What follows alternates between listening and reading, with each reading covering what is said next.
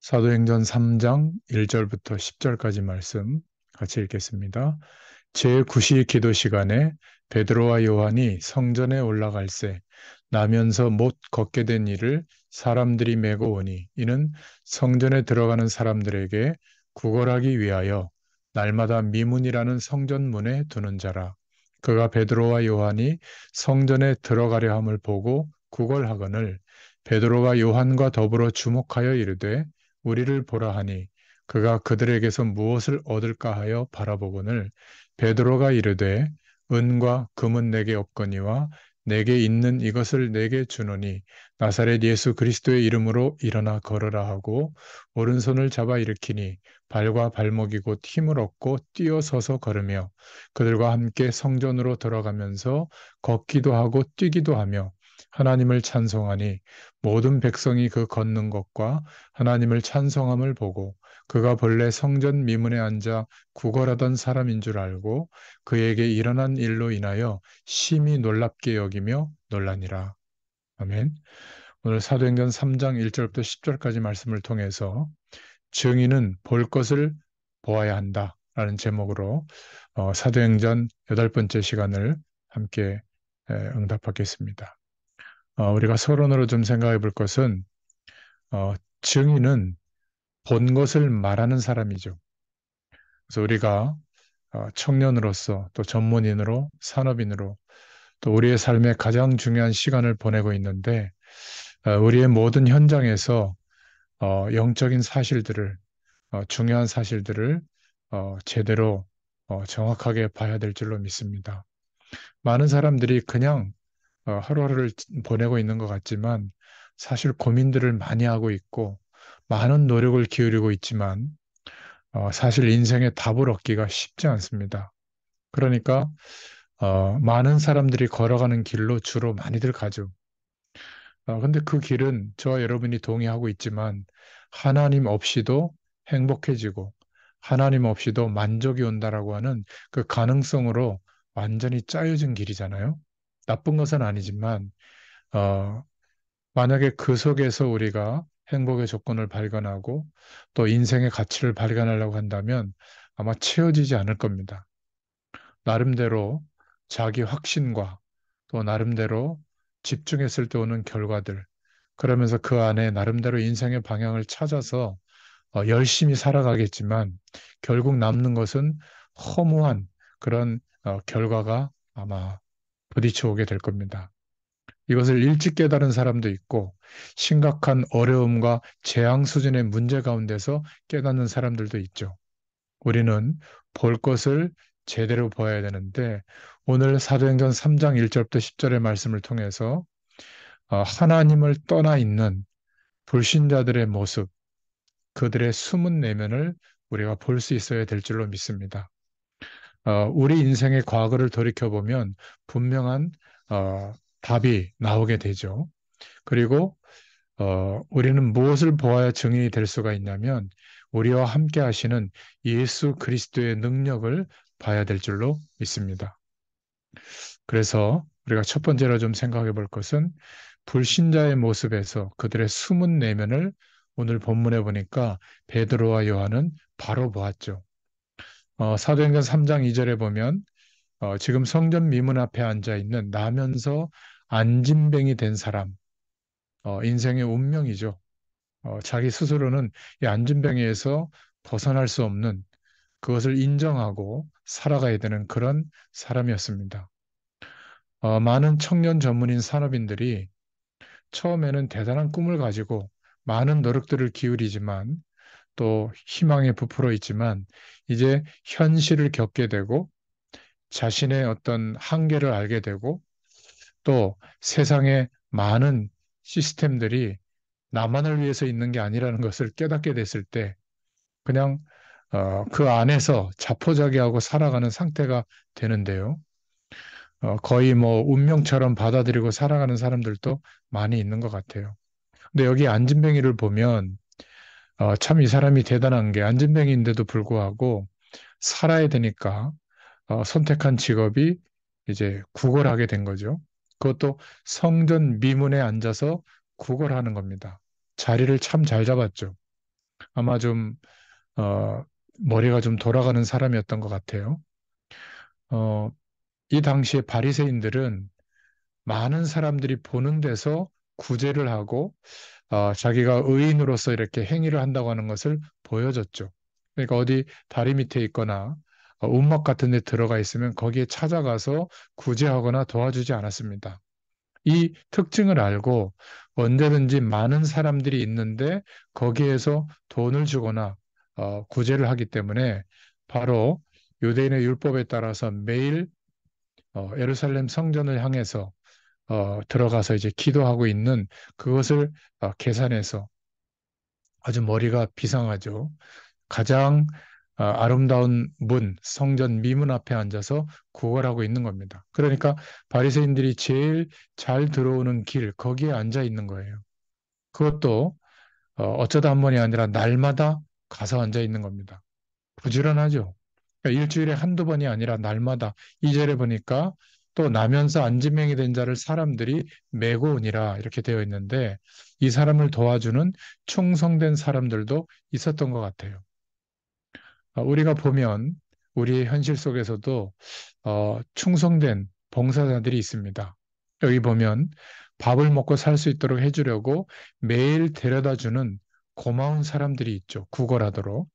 그리고 또 죽지 않고 먹고 살 수 있도록 뭐 좀 긍휼의 마음을 가지고 동전을 던져주는 물질로 봉사하는 사람들이 있습니다. 어, 어떤 사람은 자기 재산을 교회에 바쳐서 선교하도록 하는 사람도 있고요. 주로 천주교에 많이 있죠. 어떤 할머니는 평생 어렵게 벌은 돈을 대학교 도서관을 지으라고 굉장히 많은 금액을 내놓기도 하고 그런 기사를 봤는데요. 자기 물질을 가지고 섬기는 고마운 사람들이 많이 있습니다. 여러분 한번 상상을 해보세요. 이 구걸하는 안진뱅이가 동전을 모아서 쌀도 사고 옷도 사고 자기 자녀들이 있다면 교육도 시키고 아마 그랬을 겁니다. 그런데 아무리 목이 좋은 자리에 자리 잡고 있어도 그리고 동전을 많이 걷어도 좋은 친구들이 있어서 도와주기도 하지만 이 사람의 운명은 바뀌지가 않는 거죠. 안진뱅이로 살아가는 운명. 그렇잖아요. 아무리 동전을 줘도 그것을 가지게 돼도 안진뱅인 겁니다. 아무리 좋은 친구들이 도와줘도 안진뱅이죠. 돈을 얼마나 모아놨는지는 모르지만 그래도 이 사람의 운명은 바뀌지가 않는 겁니다. 여러분, 우리는 하나님을 떠나서 죄와 저주와 사망 가운데 결국은 흑암 세력에 속해서 살아가는 운명과 같은 그런 인생의 문제에서 완전히 해방받은 사람이잖아요. 근데 지금 하나님을 모르는 인정하지 않는 불신자들을 볼 때 사실 운명에서 빠져나오지 못한 상태로 살아가고 있는 겁니다. 사도행전 오늘 3장 4절에 보니까 베드로가 요한으로 더불어 주목하여 가로되 이렇게 되어 있잖아요. 정확한 것을 본 겁니다. 아주 자세히 본 거죠. 이게 중요해요. 그 사람에게 동전도 필요하지만 동전이 진짜 문제가 아니구나. 이 사람이 지금 운명에서 자리를 박차고 일어나야 되는데 그것을 도와줄 사람이 없었구나. 그 사람을 자세히 본 겁니다.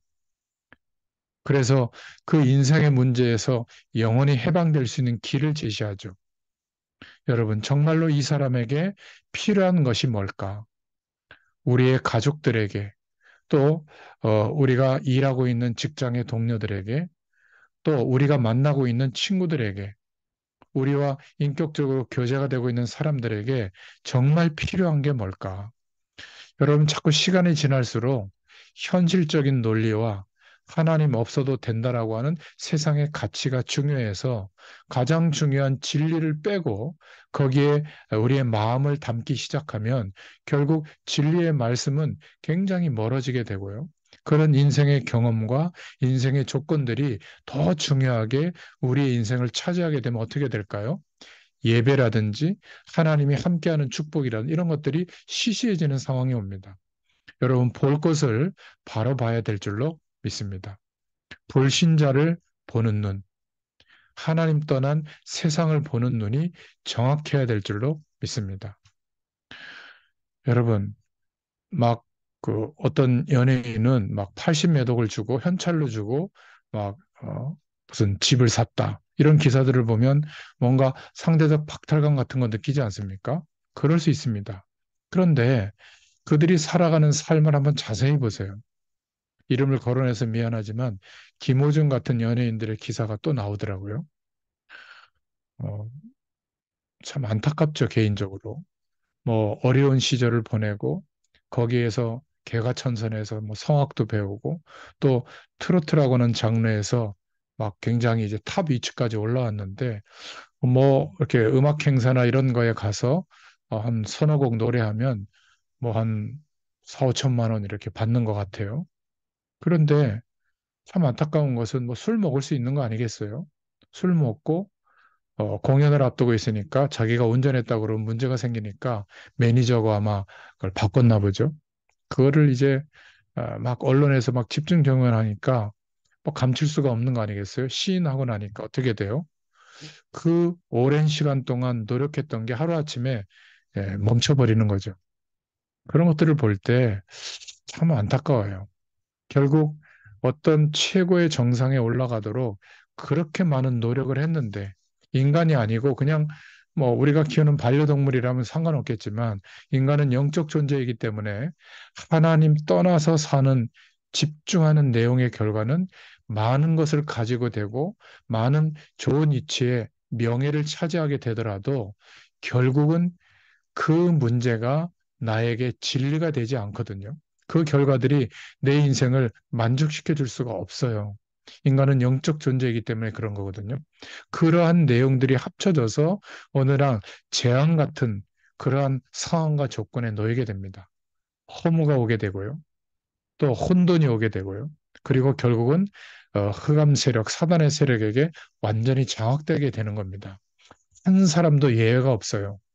인간에게 어떤 문제를 가지고 있느냐, 이것을 잘 볼 수 있어야 되겠죠. 하나님을 모르는 불신자들의 겉모습, 껍데기만 보면 우리는 굳이 복음의 이유가 거기서 발견될 이유가 없잖아요. 죽어가고 있는 겁니다. 그래서 예수님께서는 불신자들을 보고 강도 만난 사람이다. 누가복음 10장 38절에 보면 사단에게 마귀에 눌려 있다. 이렇게 말씀하셨잖아요. 또 에베소서 2장 1절에 보면 바울은 죽은 자다. 몸은 살았지만 영은 죽은 자다.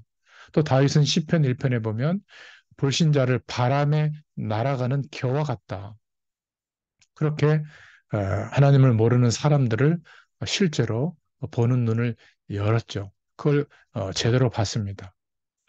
다윗은 하나님을 제대로 믿는 사람은 물가에 심겨진 나무와 같다. 시절을 따라 열매를 맺는다. 이렇게 표현하고 있잖아요. 하나님을 모르는 어리석은 사람은 바람에 날아가는 겨와 같다. 또 야고보서 4장 14절에 보면 인생은 안개와 같다. 여러분 베드로 사도는 풀의 꽃과 같다. 이렇게 말하고 있습니다. 아무리 잘 나가고 대단해 보여도 풀의 꽃과 같다. 성경이 말하고 있는 인생의 모습들입니다. 그래서 구체적으로 여러 가지로 말할 수 있지만 하나님을 떠나서 살아가고 있는 불신자들의 모습 6가지를 우리는 말씀으로 알고 있잖아요. 요한복음 8장 44절에 영적으로 하나님께 속할 수가 없으니 영적으로 속한 소속이 마귀에게 속해 있는 겁니다. 빠져나올 길이 없죠. 아무리 많은 것을 소유하고 이 세상의 지식의 총량을 가지고 있어도 운명처럼 마귀에게 장악되어져 있는 인생에서 못 빠져나옵니다. 참 이게 안타까운 거예요.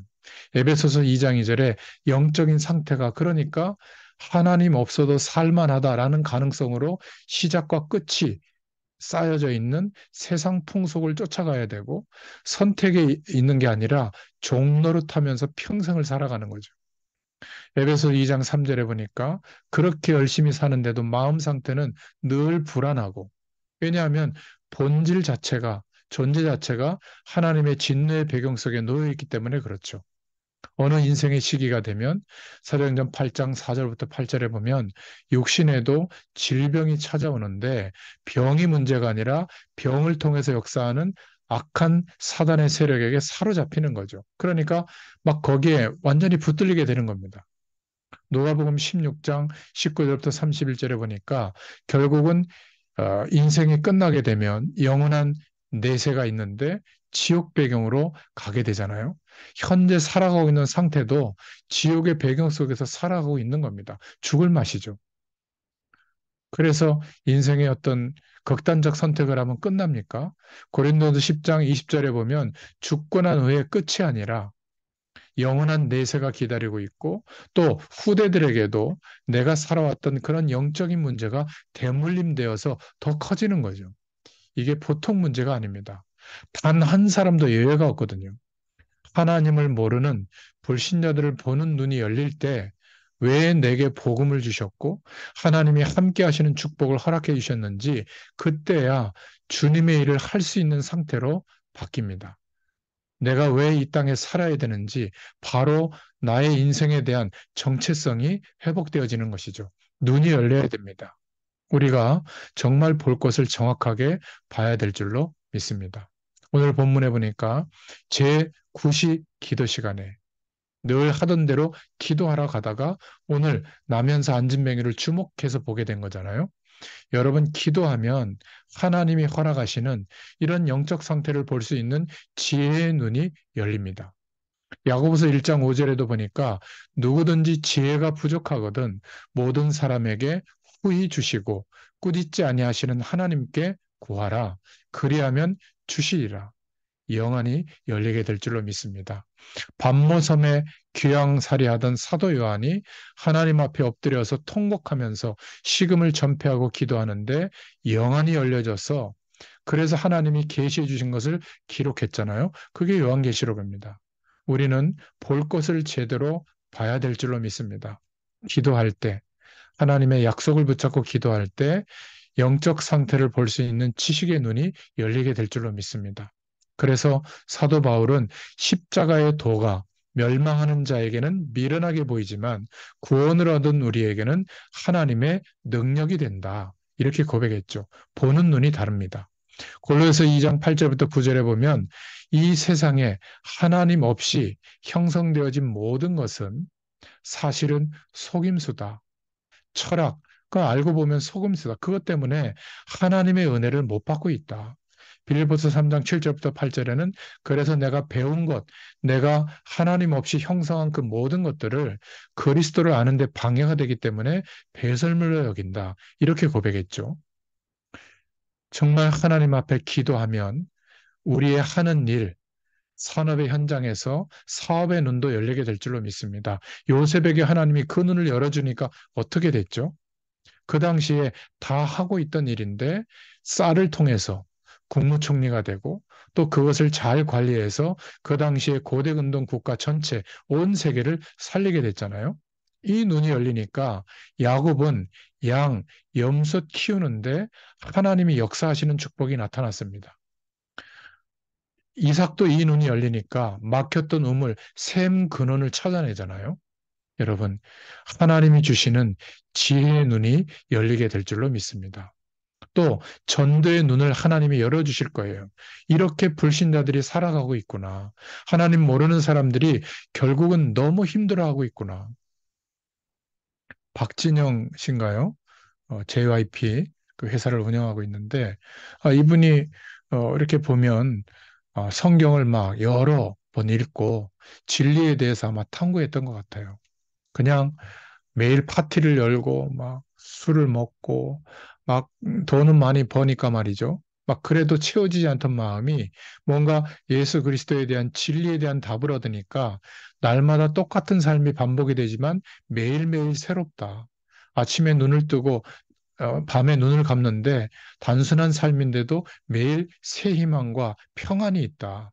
이런 것을 뭐 성시경과 그 가수에게 얘기하는 걸 제가 이렇게 유튜브 알고리즘으로 뜬 것을 본 적이 있는데요. 여러분, 그렇습니다. 아무리 많은 것을 소유해도 진리에 대한 기준이 내 인식으로 바뀌지 않으면 예수 그리스도에 대한 이 답이 정말 나의 인생관으로, 세계관으로 바뀌지 않으면 내가 왜 이 땅에 사는지, 왜 존재해야 되는지 이 방향성이 상실되어 있거든요. 결국은 헤매게 돼 있습니다. 여러분, 이 전도의 눈이 열리면 불신자들이 어떻게 살아가고 있는 것이 보이면 하나님께서 왜 성령의 충만을 우리에게 약속하셨는지, 하나님이 주시는 힘이 우리에게 공급되면 볼 것을 보고 나면 다른 힘을 가지고 살게 되어 있습니다. 이러한 것을 못 보기 때문에 자꾸 우리의 노력, 우리의 열심, 이런 것을 다 하고 난 뒤에 여력이 남으면 뭐 조금 하나님을 돕는 정도의 신앙생활을 한다고 하는데요. 이거는 볼 것을 못 봤기 때문에 우리가 불평불만이 자꾸 나오는 것이지, 볼 것을 제대로 보면 영적인 눈이 열리게 되고, 당연히 하나님께서 성령으로 역사하시는 충만한 힘을 우리에게 허락하시는 줄로 믿습니다.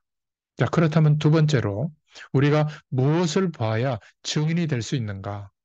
초대교회와 지금 우리들의 교회와 차이가 많이 나는데 왜 그럴까요? 오늘 사도행전 3장 6절에 보니까 베드로가 가로되 은과 금은 내게 없거니와 내게 있는 것으로 내게 주노니 곧 나사렛 예수 그리스도의 이름으로 일어나 걸어라. 뭘 발견했죠? 예수 그리스도의 능력을 발견한 겁니다. 아니, 40년 동안 안진뱅인데 어떻게 예수 그리스도 이름을 선포한다고 안진뱅이가 운명을 박차고 일어날 수 있겠습니까? 그런데 베드로와 요한은 자신들의 운명에 사로잡혀 있던 인생을 그리스도를 만나서 예수님이 바로 부활하신 그 그리스도라고 하는 그 축복을 발견하고 나서 자신들이 운명에서 빠져나왔거든요. 그래서 저 안진뱅이라고 하는 조건에 묶여 있는 저 운명도 그리스도를 선포하고 그리스도를 전달할 때 그 운명에서 하나님께서 일으킬 것이다. 이런 확신이 있었던 겁니다.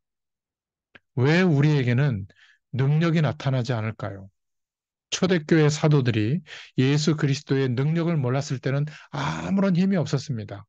조그만한 아이의 어떤 지적에도 막 예수님을 부인했잖아요.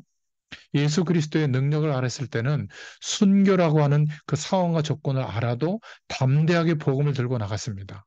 오늘 여러분들이 이 부분이 우리의 심령에 부딪혀야 될 줄로 믿습니다. 사도 바울이 끝까지 하나님의 부르심 앞에 순종할 수 있는 힘이 있었던 이유가 뭘까요? 고린도전서 15장 45절부터 50절에 보면 예수님이 누구시냐? 그 영은 하나님이시고 몸은 사람의 몸을 입고 오셨지만 그 영이 하나님의 영이시다. 명령하시면 안 되는 것이 없다. 그래서 사도 바울은 이렇게 늘 고백했죠. 많은 것을 소유했지만 모든 것을 내려놓고 오로지 내게 능력 주시는 자 안에 내가 있기 때문에 내가 무엇이든지 할 수 있다. 예수 그리스도의 능력을 의지해서 인도받았습니다. 여러분, 예수님의 능력, 이 예수님의 이름의 권세를 믿고 기도해 보세요.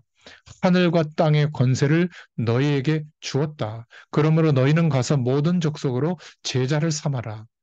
우리는요, 우리 현실적인 조건을 가지고 전도하고 선교하려고 합니다. 출발이 초대교회하고 많은 차이가 있는 거죠. 예수 그리스도의 능력을 소유하게 되면 큰 힘이 생깁니다. 이것을 발견할 수 있기를 축원드립니다. 예수 그리스도 그러면 그 능력이 나타나게 되어 있어요. 정말 내 인생의 기준이 진리를 기준으로 믿음을 근거하고 살아가고 있다면 귀신들도 쫓겨나게 되어 있습니다. 못 보니까.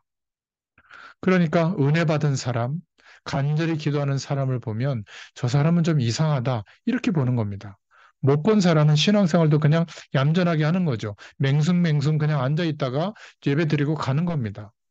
그러니까 은혜가 안 되는 거죠. 신령과 진정으로 예배하면 마음속에 확신이 생겨납니다. 하나님이 그런 은혜를 주시죠. 예수 그리스도의 능력이 나타납니다. 성경대로 실천하면 하나님의 능력이 나타나게 되어 있습니다. 자, 세 번째로 우리가 생각해 볼 것은 예수 그리스도의 능력을 체험하고 발견했는데도 잘 안 되는 이유가 뭘까? 성경은 분명하게 말하고 있죠. 골로새 3장 2절에 보니까 위의 것을 생각하고 땅의 것을 생각하지 마라. 말하고 있습니다. 여러분, 세상의 배경을 계속 생각하고 있으면 내 마음이 세상의 배경화 되어집니다. 그렇지 않을까요? 뭔가 권력욕만 계속 생각하고 있으면 권력욕으로 충만해지는 겁니다. 그렇죠? 외모를 꾸미는 거에 마음과 생각이 가 있다면 결국은 사람들의 시선을 늘 신경 쓰는 사람으로 바뀔 수밖에 없어요. 별 수 없습니다. 공부를 많이 하고 여러 가지 지식과 정보에 능한 사람은 미안하지만 한 가지 기준으로 갈 수가 없죠. 잡탕이 됩니다. 너무 많이 알고 있기 때문에. 사람은 별 수가 없어요.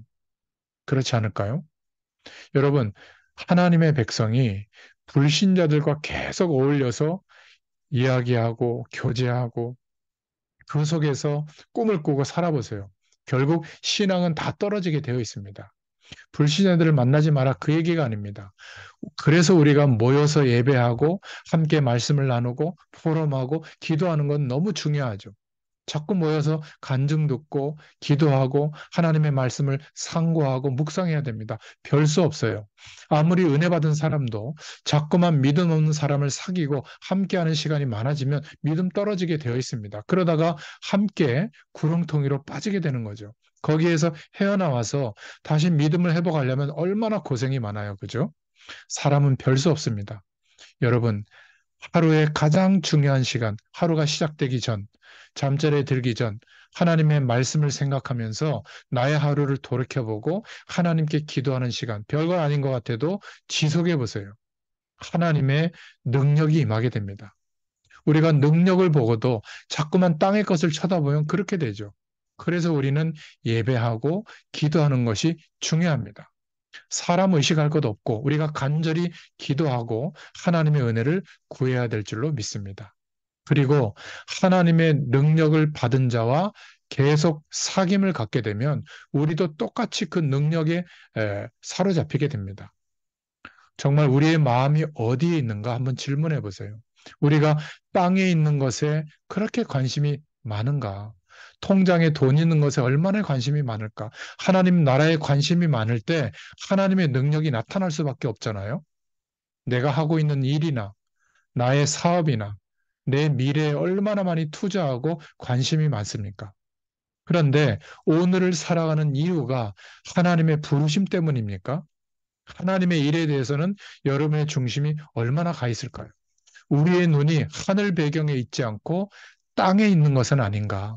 우리의 눈이 하늘 배경에 있을 때 이 땅도 정복이 되는 겁니다. 우리의 눈이 땅에 붙어 있는 그것에 마음이 다 뺏겨 있다면 하늘 배경을 모르게 되고 방향을 잃어버리게 되는 거죠. 예수 그리스도의 능력을 체험하고도 우리는 자꾸 다른 곳에 우리의 삶을 들이니까 헤매는 겁니다. 자꾸 헷갈리는 거죠. 사도행전 1장 8절에 보니까 오직 성령이 너희에게 임하시면 너희가 권능을 받고 예루살렘과 온 유대와 사마리아와 땅끝까지 이르러 내 증인이 되리라. 여러분, 증인은 볼 것을 바로 봐야 됩니다. 이게 바른 방향이죠. 자, 오늘 결론 맺겠습니다. 진짜로 하나님 떠난 불신자의 실상을 알면 사명이 생깁니다. 사명이 생겨야 내가 누구이며 무엇을 위해서 어떻게 살아야 할지 할 일을 바로 알게 되는 것이죠. 복음 가진 청년 전문인 산업인들이 이 방향성을 놓쳐버리면 열심히 사는데 허무해집니다. 하나님은 부르심 앞에 있을 때 가장 중요한 정체성과 삶의 의미가 회복되잖아요. 할 일을 바로 하게 될 때 하나님의 능력을 받게 됩니다. 지금 하나님이 동전 던져주는 그 사람들의 손을 통해서 하나님의 일을 나타내시겠어요? 하나님의 소원은 그게 아닙니다. 우리가 볼 것을 바로 보아야 될 줄로 믿습니다. 두 번째 우리가 내려야 될 결론, 마귀의 주특기입니다. 다른 일에 몰두하도록 엉뚱한 데 관심을 쏟도록 우리가 당장 눈앞에 어려움만 보고 그 앞에서 헷갈리도록 말이죠. 앞에 있는 것만 쳐다보도록 예수님에게 찾아와서 시험했던 그대로 첫사람 아담과 하와에게 선악과 약속을 두고 시험했던 그대로 육신적인 것을 가져다 주면서 이 돌로 어? 빵이 되게 해라. 떡덩이가 되게 해라.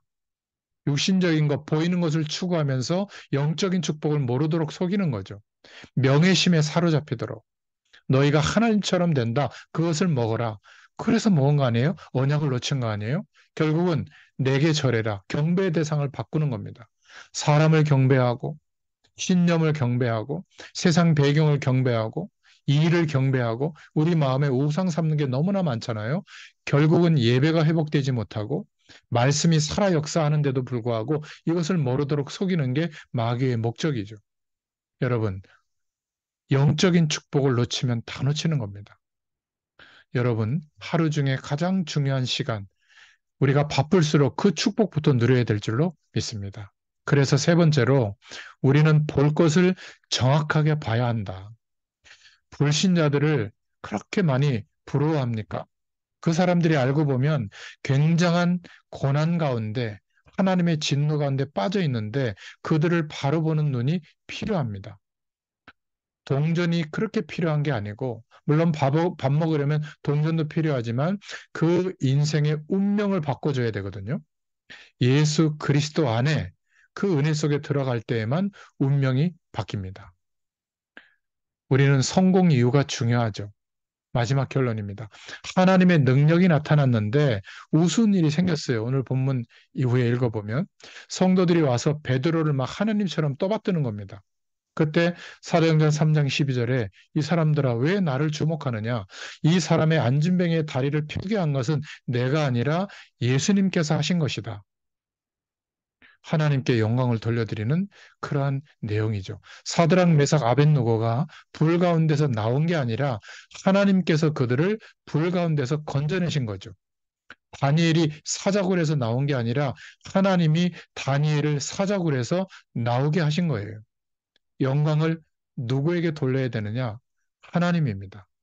이제까지 우리가 산 것도 주의 은혜요. 주님께 영광을 돌려야 될 줄로 믿습니다. 하나님의 일을 감당하고 난 뒤에 사람들에게 주목할 만한 어떤 결과가 나타난 뒤에 그 뒤가 더 중요합니다. 언제든지 영광을 주님께서 받으셔야 될 줄로 믿습니다. 그래야 또 다른 전도의 문, 하나님의 역사가 나타나게 될 줄로 믿습니다. 여러분, 세상을 보는 눈, 불신자를 보는 눈, 그리고 예수 그리스도의 능력을 보는 눈, 이 두 가지 눈이 열려지면 모든 문제가 해결될 줄로 믿습니다. 예수 그 이름을 부르기만 하면 지금도 사단의 권세는 완전히 결박됩니다. 예수 이름으로 기도하기만 하면 흑암 권세가 벌벌 떱니다. 예수 그 이름을 부르기만 하면 하나님의 역사가 지금도 일어납니다. 여러분, 이 축복이 또 한 주간 여러분들의 삶에, 저와 여러분의 삶에 풍성하게 넘쳐나고 회복되기를 살아계신 주 예수님의 이름으로 축원합니다. 기도하겠습니다. 하나님 감사합니다. 초대교회에 허락하셨던 성령의 역사하심이 우리에게도 그대로 일어나게 하실 줄 믿습니다. 하나님, 하나님 떠난 세상과 불신자의 현장을 바로 볼 수 있도록 우리의 영적인 눈을 열어주시기를 소원합니다. 예수 그리스도로 말미암아 이제는 그 이름의 능력, 예수 그리스도의 능력을 소유한 자로 살아가게 하시니 감사합니다. 이 능력을 소유한 증인의 삶을 살게 되도록 하나님께서 역사하여 주시옵소서. 복음을 들고 매일매일을 인도받는 청년 전문인 산업인들에게 하나님께서 한 사람의 증인이 세워질 때 그 현장에 나타나는 하나님의 능력과 복음의 역사하심이 모든 사람들에게 경험되어질 만큼 우리 한 사람 한 사람을 축복해 주시기를 소원합니다. 감사드리며 예수님의 이름으로 기도드렸습니다. 아멘. 감사합니다.